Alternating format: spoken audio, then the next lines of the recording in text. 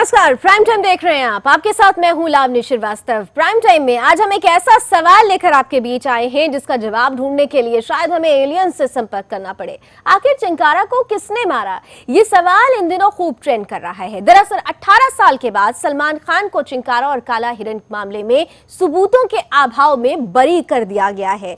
हम कोर्ट के फैसले को लेकर कोई भी टिप्पणी नहीं कर रहे, हम कोर्ट के फैसले का सम्मान करते हैं, लेकिन इस बीच जहन में जो सवाल आ रहा है, जो कि लाजमी भी है, कि अगर सलमान खान ने काला हिरण और चिंकारा को नहीं मारा तो आखिर चिंकारा को मारा किसने। दरअसल तमाम तरीके से इस फैसले के आने के बाद से सोशल मीडिया में लगातार कुछ बातें ट्रेंड हो रही हैं। कुछ लोग सलमान के पक्ष में हैं तो कुछ लोग इस फैसले को ही गलत ठहराते हुए सलमान खान की खुद की नैतिकता पर सवाल खड़ा कर रहे हैं। तो आज हम इसी मसले को समझने की कोशिश करेंगे कि आखिर चिंकारा को मारा किसने।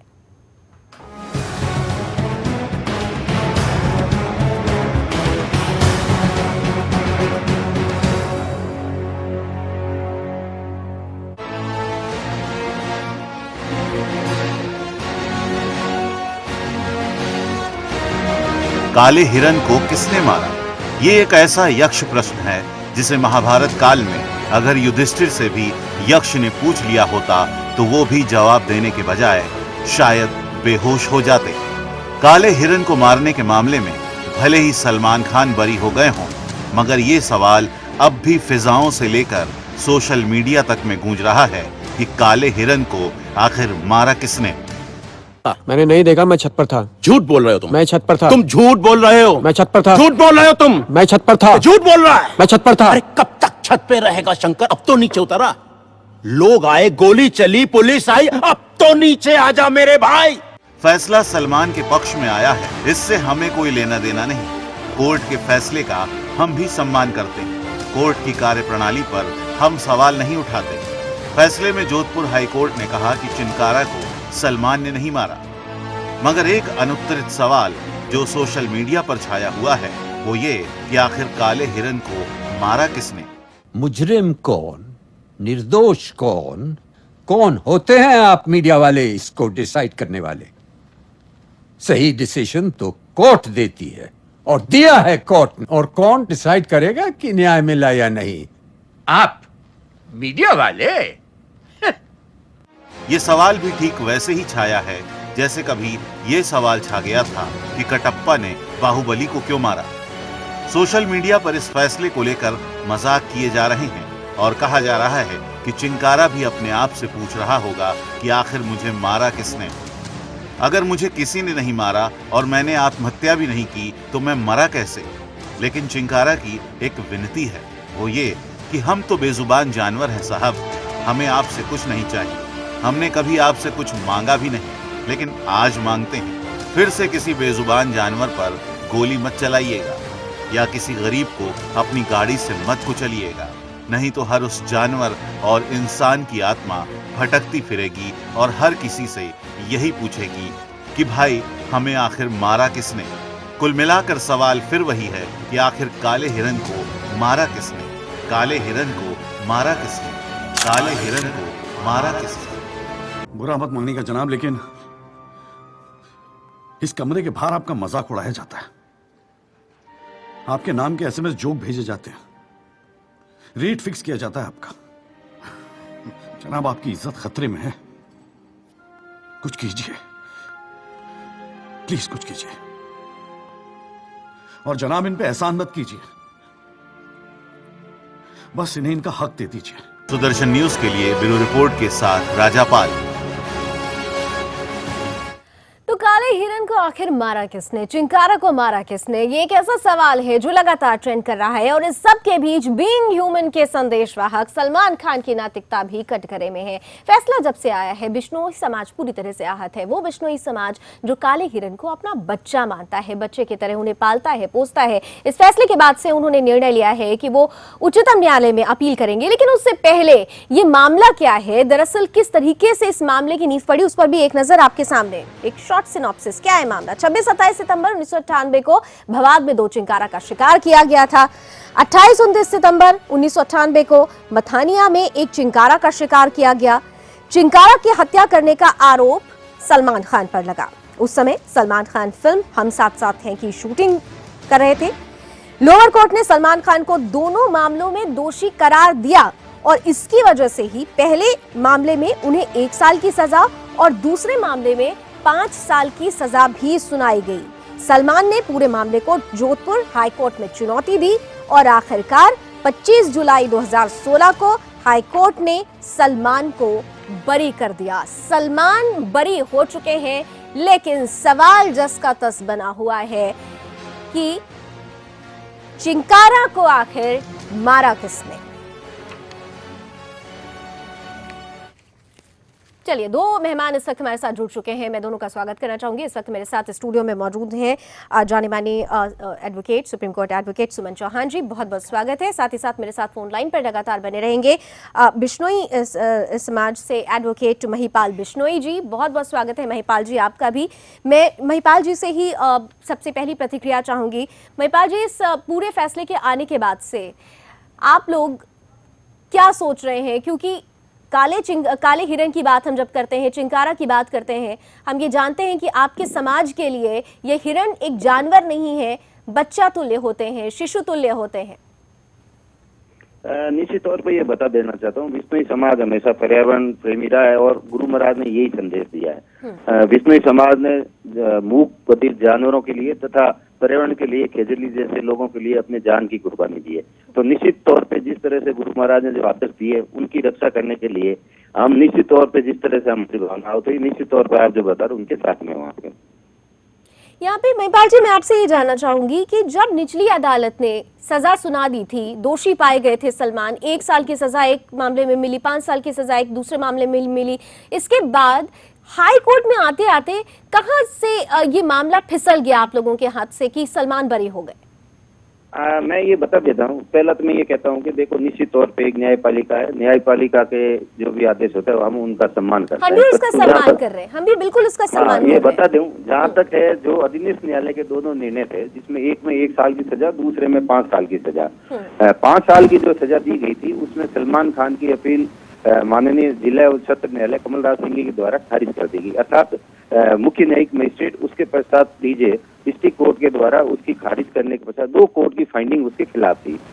तथा राजकीय अधिवक्ता जो मेरे साथ में रहे थे, जिन्होंने पूरे पुनर्जोर से इनको राजस्थान उच्च न्यायालय में केस देखा था, KL ठाकुर साहब जो डबल AGA थे, उनके द्वारा पूर्ण जोर से सारे सुप्रीम कोर्ट के तथ्य तथा जो एविडेंस आई थी, साथ ही साथ सर्कमस्टांशियल एविडेंस, FSL रिपोर्ट और जो घटना स्थल से टायर मोड मिले थे जिप्सी के, तथा घटना स्थल पर जहाँ शिकार किया गया, जहाँ घोड़ा फार्म हाउस पे लाया गया, वहाँ पे जो मिट्टी और उठाई गई उसमें FSL के बाद में डियर ब्लड मिला है।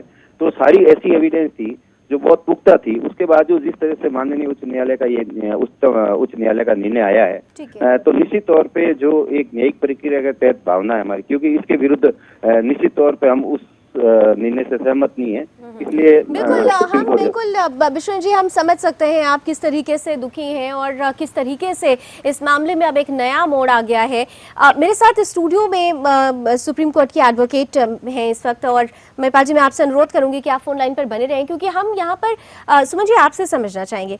18 साल एक लंबा वक्त होता है। हमने हमेशा, चाहे कोई भी केसेस हो, हमने देखा है कि जब अवधि लंबी हो जाती है तो जो एविडेंस होते हैं वो धीरे धीरे कमजोर पड़ने लगते हैं। इस मामले में भी आप क्या ऐसे ही देख रही हैं? नहीं, मैं इस मामले में ऐसा नहीं देख रही हूँ। इसके पीछे एक रीज़न है। सबसे पहले जो ट्रायल कोर्ट होती है, एविडेंस उसी के सामने लीड होते हैं, और एविडेंस आ जाने के बाद उसका कमज़ोर हो जाना ये पॉसिबल नहीं हो सकता। ये एक अलग बात है कि हाई कोर्ट ने जब एविडेंस को रिकंसीडर किया होगा तो उन्होंने अपने नज़रिए से उन सब एविडेंस को दोबारा देखा होगा। तो जहाँ तक एविडेंस फर्स्ट टाइम है वो ट्रायल कोर्ट में लीड हो जाते हैं। उन पर जो भी FSL रिपोर्ट्स है, उन पर जो भी पुलंदा वगैरह बनाया जाता है वो एग्जिबिट होते हैं, कोर्ट में प्रूव होते हैं। वो सब काम ट्रायल कोर्ट में हो चुका होता है और हाई कोर्ट सिर्फ उसको रिकंसीडर करता है, रिव्यू करता है उन सब एविडेंस को अपने जजमेंट पर आने के लिए। लेकिन तो अगर यहाँ पर आखिर ये जो इम्बैलेंस हुआ, हम यहाँ पे आपसे समझना चाहेंगे। हम फिर कह रहे हैं कि हम कोर्ट ने जो जजमेंट दिया है हम उसका सम्मान कर रहे हैं। हम सिर्फ ये समझने की कोशिश कर रहे हैं कि आखिर निचली कोर्ट में जिससे सलमान खान को दोषी करार दिया, फिर हम राजस्थान हाई कोर्ट की अगर बात करते हैं वहां पर ये वो बरी हो जाते हैं। तो ये जो इम्बैलेंस हुआ वो कहां से हुआ, अगर उन्हीं एविडेंस को रिकंसीडर किया गया है? देखिए, सबसे पहले तो हम इसे इम्बैलेंस नहीं कह सकते हैं, क्योंकि लीगल फील्ड में आप देखेंगे कि हायरार्की है। अभी हाई कोर्ट के बाद सुप्रीम कोर्ट भी है। ट्रायल कोर्ट ने जिस एविडेंस को ये समझा कि नहीं प्रोसिक्यूशन ने अपना केस प्रूव कर दिया है, हो सकता है कि हाई कोर्ट उसी एविडेंस को कहे कि नहीं प्रोसिक्यूशन अपना केस उन सब प्रिंसिपल्स पर प्रूव नहीं कर पाई है जो लॉ में सेटल्ड हैं। तो एक जज का व्यू दूसरे जज से बिल्कुल अलग हो सकता है, इसमें कहीं इम्बैलेंस की कोई बात नहीं है। महिपाल जी, क्या आप सुमन जी की इस बात से इत्तेफाक रख रहे हैं? आपने सुना सुमन जी को? महिपाल जी, क्या आपको मेरी आवाज पहुंच रही है? हाँ, हेलो जी महिपाल जी, आपने सुना सुमन जी का ये कहना है कि कोर्ट ने जो मैडम आप डिस्टर्बेंस आ रहा है, ये सुमन जी ने जो कहा है, बस मैं ये बता दूं, मैं ये बोल रहा हूँ कि 2 कोर्ट की फाइंडिंग उनके खिलाफ है, तथा ये जो अभी 5 साल की सजा है उसमें सलमान खान की रिवीजन पिटीशन है। और रिवीजन पिटीशन में जिस तरह से ऑनरेबल जज साहब के द्वारा जो डिस्कस किया गया है वो एज पर लॉ नहीं है, क्योंकि हम उससे सहमत नहीं है। क्योंकि लीगल डिस्कस में इसमें एक अहम फैक्ट था 33 एविडेंस एक्ट के तहत, जो मुख्य गवाह था हरीश दुलानी। तो एक रिवीजन के अंदर 2 कोर्ट की फाइंडिंग खिलाफ होती है, उसके बाद में हाई कोर्ट में लिमिटेड स्कोप होता है। लेकिन इस प्रकरण में आप सारे जो तथ्य देखोगे वो फैक्ट के अनुसार तय किए। इस तरह से एक अपील के अंदर जो अधिकार होता है उसका लिमिट स्कोप जो होता है वो खत्म हो जाता है। तो निश्चित तौर पे जिस तरह से प्रोसिक्यूशन की जो अधीनस्थ 2 न्यायालयों में जो व्याख्या की थी बहुत ही अच्छी और की थी, तो उसको एकदम इस निर्णय को उस तथ्यों के आधार पर जो पलटा गया है उनकी राय से हम इसलिए सहमत नहीं है।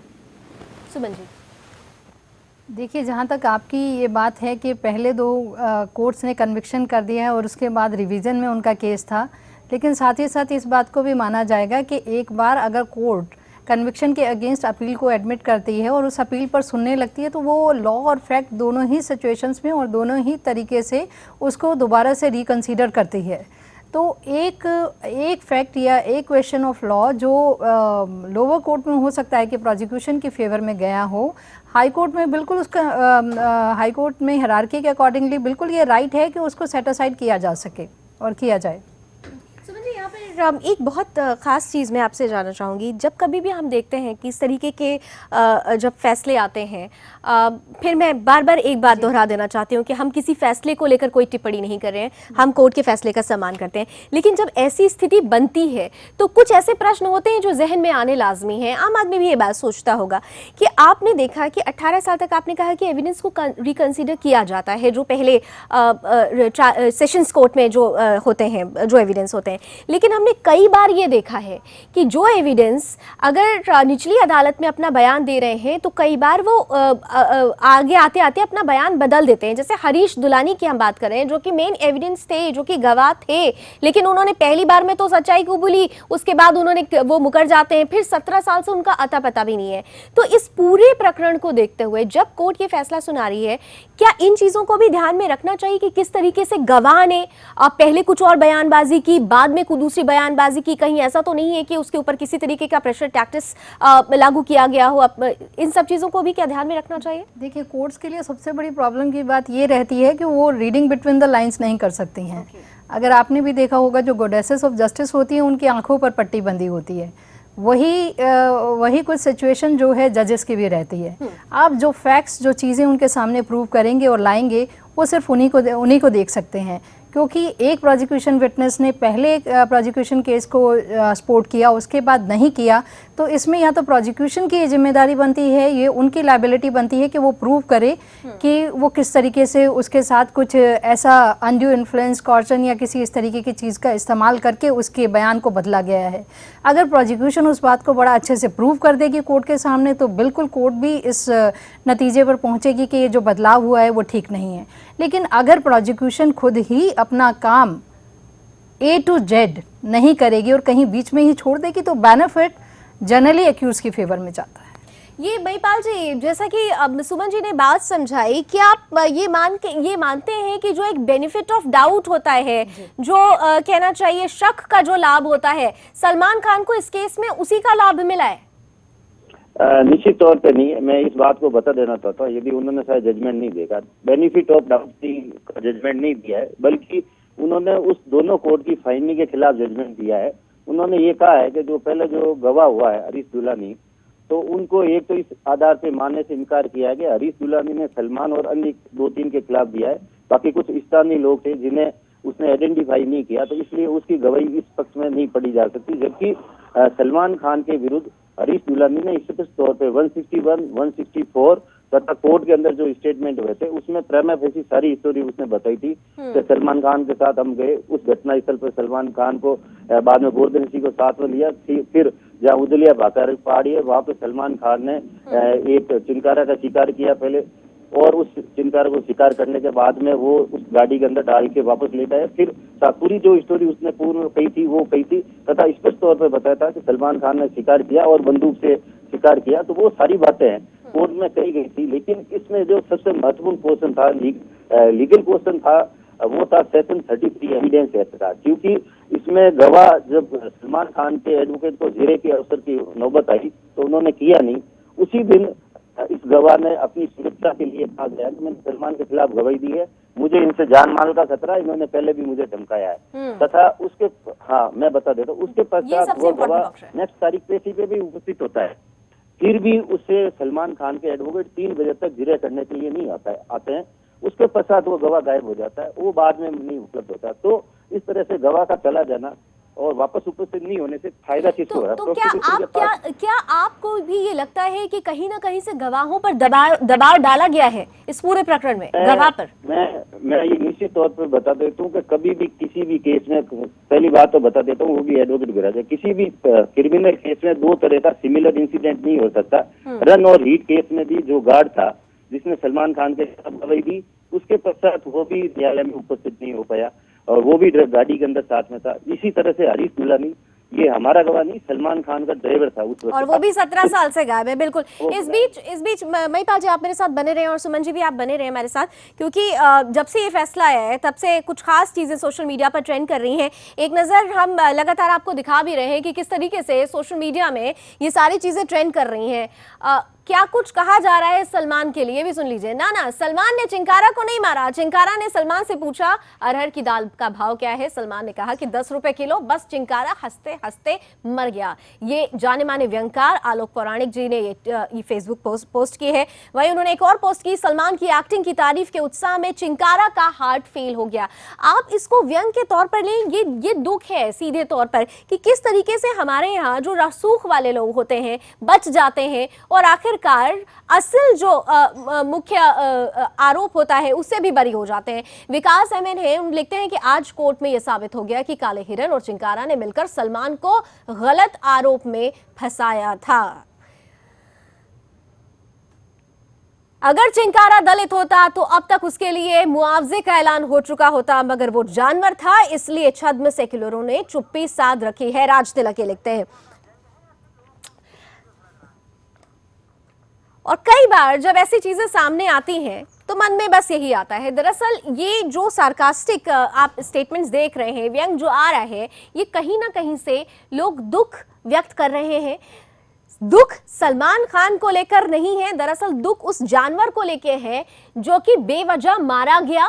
जिसने मारा वो छूट जाता है, शक के बेनिफिट को लेकर कहें, बेनिफिट ऑफ डाउट को लेकर कहें या फिर सबूतों के अभाव में लेकर कहें, लेकिन इतना जरूर है कि बीइंग ह्यूमन की बात करने वाले सलमान की नैतिकता जरूर कटघरे में है। सुमन जी, सलमान खान एक ऐसा नाम जो हमेशा विवाद में रहा है। हिट एंड रन मामले को आपने देखा, जी छूट जाते हैं किस तरीके से, क्या कुछ हुआ, हमने उस वक्त भी बात की थी। सलमान खान ऐसे हैं जो कि महिलाओं के लिए कैसी सोच रखते हैं। कुछ दिन पहले ही उन्होंने एक ऐसा स्टेटमेंट दिया था जिसके बाद खूब हो हल्ला हुआ। सलमान ने माफी नहीं मांगी, पिताजी आगे आए माफी मांग ली। अब सलमान का ये इस तरीके से चिंकारा और काले हिरन मामले में छूट जाना, क्या आपको नहीं लगता कि ये एक गलत संदेश भी जाता है हमारे समाज में कि कई बार एक व्यक्ति जो कि कई तरीके से मामलों में आरोपी है, लोग जानते हैं कि वो आरोपी है लेकिन सबूत नहीं मिल पाता है, या जो भी हम बार बार कह रहे हैं कि इस तरीके के अभाव में वो छूट जाता है।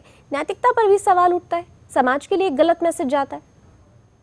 देखिए, समाज के लिए तो बिल्कुल गलत मैसेज जाता है अगर इस तरीके के केसेस में ऐसा होता है, लेकिन जब एक जजमेंट किसी की फेवर में हो जाए तो इवन नैतिकता को भी कहीं ना कहीं लीगल वर्डिक्ट जो हैं उनको ही मानना पड़ता है, क्योंकि इवन लॉ का भी जो बेसिक प्रिंसिपल है। इस मैटर में मैं बहुत हो सकता हो कि कई लोग इस चीज़ से इत्तेफाक नहीं रखते हो, लेकिन एक बहुत अहम सवाल मैं आपसे कहूँगी कि कई बार ऐसा होता है कि कोर्ट भी कुछ ऐसे जजमेंट देते हैं, कुछ ऐसे फैसले आते आते हैं जो आउट ऑफ द बॉक्स होते हैं, जिसमें बहुत सारे पहलुओं को ध्यान में रखा जाता है। सलमान खान एक ऐसी आइडेंटिटी है जो कि पूरी तरीके से विवादों से घिरे हुए हैं, एक ऐसी आइडेंटिटी है जो बॉलीवुड में तो सुल्तान कहे जा सकते हैं, लेकिन अगर उनके असल जीवन को देखा जाए तो वाकई उनके नाम में कहीं से भी सुल्तान फिट नहीं होता है। जो महिलाओं के लिए ऐसे शब्द का इस्तेमाल करे, जो तमाम तरीके से हिट एंड रन मामले में भी क्या कुछ उन्होंने किया था, किस तरीके से बचने की कोशिश की, ये तमाम चीजें, क्या इसे भी ध्यान में रखकर फैसले को नहीं लेना चाहिए था?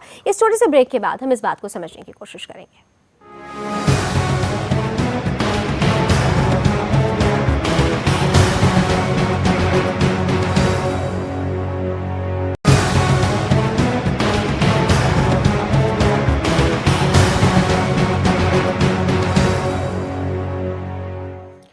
तो प्राइम टाइम में आज हम बात कर रहे हैं कि सलमान खान बरी हो गए हैं काला हिरण चिंकारा मामले में। निचली अदालत में जो सजा सुनाई गई थी, राजस्थान हाईकोर्ट ने उन्हें इस मामले में बरी कर दिया है। और इस बीच अब सवाल ये उठने लगा है कि आखिर अगर सलमान निर्दोष है तो चिंकारा और काले हिरण को मारा किसने? इस बीच बहुत सारे हमारे ऐसे दर्शक होंगे जो चिंकारा के बारे में जानकारी चाहते होंगे, उनके लिए एक छोटी सी सिनॉप्सिस हम आपके बीच रख रहे हैं।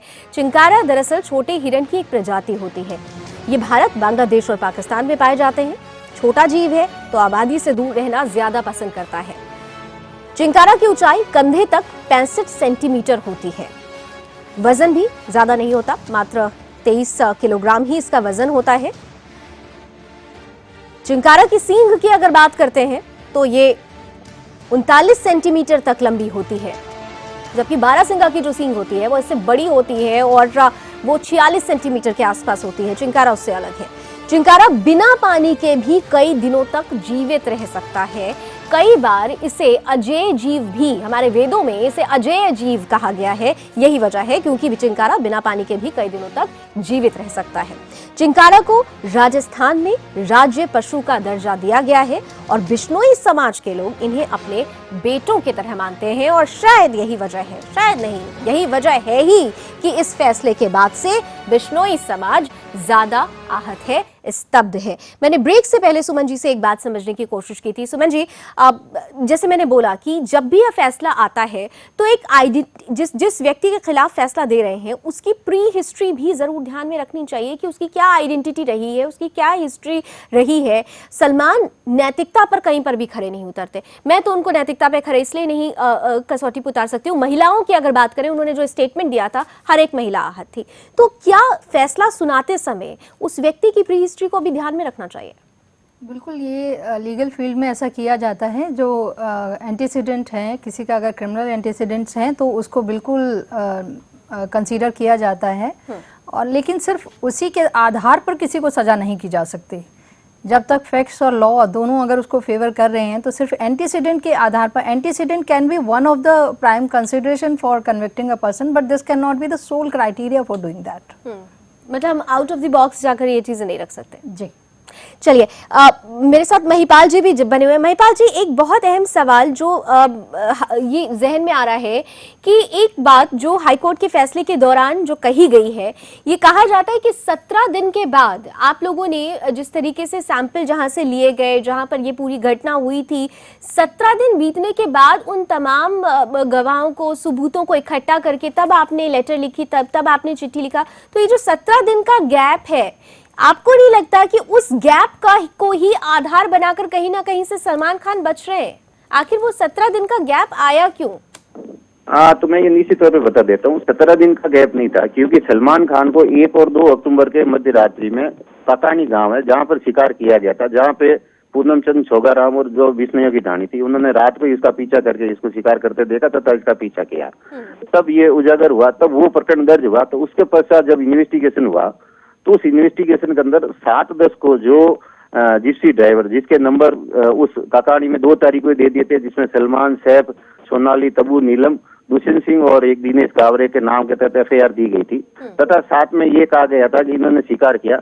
जब उस संबंध में जो ललित बोरा और अन्य जो थे इन्वेस्टिगेशन ऑफिसर, जब जांच की तो हरीश से जब पूछताछ की गई, जो सलमान खान के गाड़ी का ड्राइवर था, तो पहली बार हरीश के द्वारा 7 अक्टूबर 1998 को ये तथ्य उजागर किया कि सलमान खान ने ना केवल यहाँ पे शिकार किया, बल्कि उसने 26 और 28 तारीख को भवाद ओसिया में तथा एक घोड़ा फार्म है, वहां पे भी उसने अन्य जगह पे भी शिकार किया, जिसमें उस वक्त मैं साथ में था।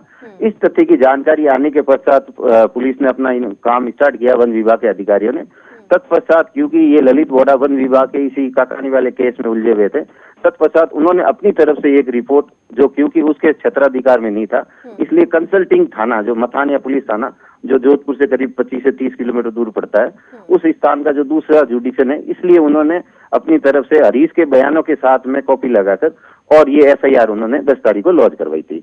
और उसके पश्चात पुलिस ने इन्वेस्टिगेट किया। जो घटना स्थल पे जैसे होटल आशीर्वाद है तथा जो घटना स्थल पे जो टायर मोल्ड्स मिले हैं जिप्सी के, वो एफएसएल मैच हुए। उसके अलावा जो घटना स्थल पे है वहाँ पे जो मिट्टी, खून आलूदा मिट्टी ली गई थी, क्योंकि कुछ समय पश्चात वो खून जो होता है वो ठोस हो जाता है, मिट्टी के साथ हो जाता है। लेकिन जो एफएसएल टीम के द्वारा ये सारी कार्रवाई की गई थी और उसी के द्वारा जहाँ ये कह रहे हैं होटल था साफ कर दिया, वो होटल नहीं था, गेस्ट हाउस था। और गेस्ट हाउस का एक पीछे का रूम था जहाँ जाके सफाई की, और ये जो ब्लड स्टेन थे, जमे हुए खून के धब्बे, उस वॉश बेसिन की दीवार पे मिले थे।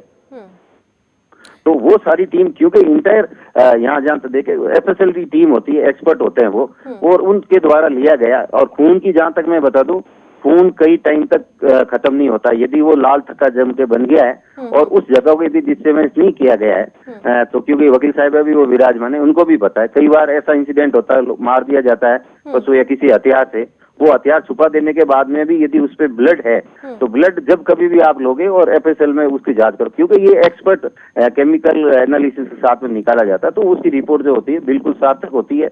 और इसीलिए सीआरपीसी में evidence in evidence, FSL report के जो अधिकारी होते हैं उन्हें कोर्ट में बुलाया नहीं जाता है, बल्कि उनकी जो रिपोर्ट होती है वो एविडेंस के अकॉर्डिंगली उसे स्वीकार कर लिया जाता सीधा। ठीक है, यहाँ पे सुमन जी, यहाँ पे जब ऐसा था, जब जिस तरीके से जब हम कह रहे हैं कि ठोस हो जाता है रक्त, दरअसल थ्रोम्बोप्लास्टिन एक प्रक्रिया होती है जिसके तहत ये हो जाता है, मेडिकली ये एक टर्म है।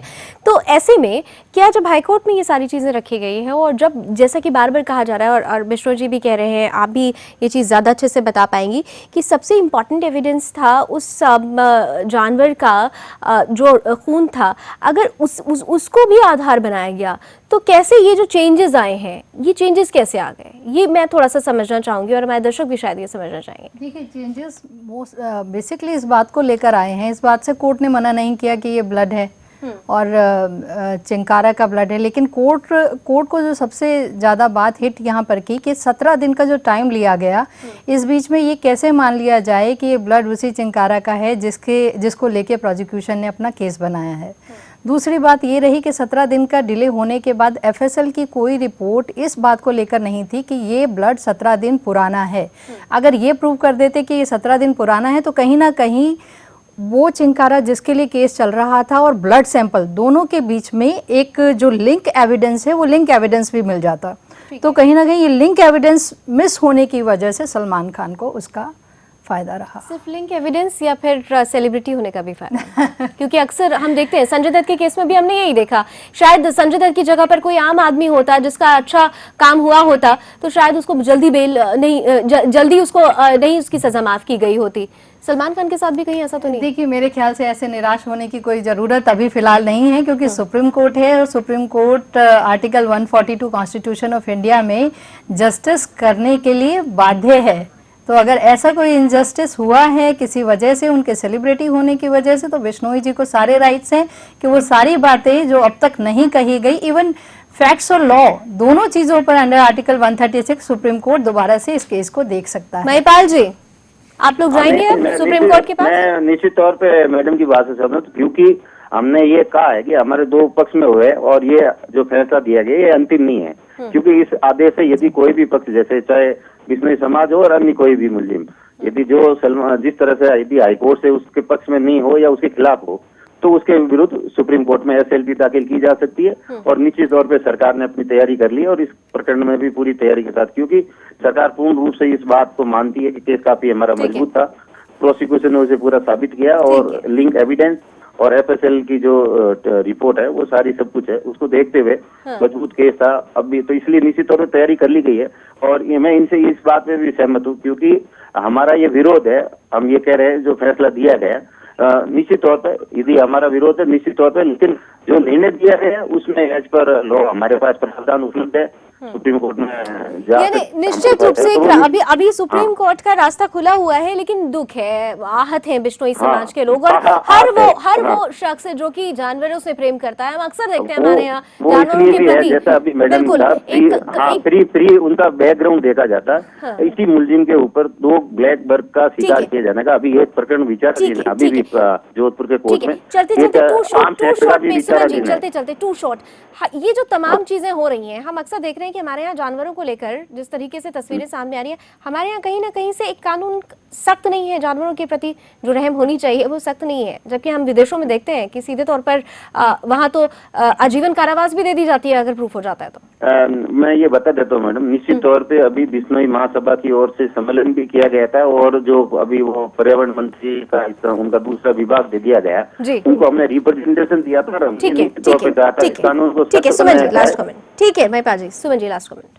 यहाँ मैं कहना चाहूँगी कि जहाँ तक कानून की बात है, कानून अपने आप में काफ़ी सख्त है। सबसे पहले हमें ये कोशिश करनी चाहिए कि वो बहुत ही फेयरली और सही तरीके से इम्प्लीमेंट हो। तो कुल मिलाकर हम कोर्ट के फैसले पर, हम फिर कह रहे हैं, कोर्ट के फैसले पर हम कोई टिप्पणी नहीं करना चाहते। कोर्ट का फैसला आया है, उसको ससम्मान सभी ने स्वीकार किया है, लेकिन इतना जरूर है कि जिस तरीके से ये फैसला आया है, जिस तरीके से 18 सालों के बाद ये फैसला आया है, इस फैसले ने कई सवालों के जवाब अभी भी, मतलब कई ऐसे उत्तर हैं जो अनुत्तरित हैं, कई ऐसे प्रश्न हैं जो अनुत्तरित हैं कि आखिर अगर सलमान खान ने चिंकारा और कारा हिलन को नहीं मारा तो मारा किसने, और अगर सलमान खान इसमें दोषी हैं तो वो गवाह जो कि पहले सीधे तौर पर सलमान के अगेंस्ट थे, उन्होंने अपनी गवाही, उन्होंने अपने सबूत क्यों बदल दिए। इन तमाम पहलुओं पर आगे क्या कुछ होता है, महिपाल जी कह रहे हैं कि वो सुप्रीम कोर्ट जरूर जाएंगे, आगे क्या होता है इस पर भी हमारी नजर बनी रहेगी। बहुत बहुत शुक्रिया महिपाल जी आपका हमारे साथ जुड़ने के लिए। सुमन जी आपका भी बहुत बहुत शुक्रिया, बहुत महत्वपूर्ण जानकारी हमारे बीच रखने के लिए। तो चलिए इस उम्मीद के साथ कि चिंकारा को, काले हिरन को इंसाफ जरूर मिलेगा, क्योंकि हम लोग इंसाफ पसंद लोग हैं। भारत में हिंदुस्तान का जो कानून है काफी सख्त है और इंसाफ पसंद भी है। काले हिरन को और चिंकारा की आत्मा को भी उसी इंसाफ का इंतजार है, इंतजार करते हैं। और इसी के साथ इस बुलेटिन को यही खत्म कर रहे हैं, लेकिन देश दुनिया की तमाम खबरों के लिए आप जुड़े रहिए सुदर्शन न्यूज के साथ। जय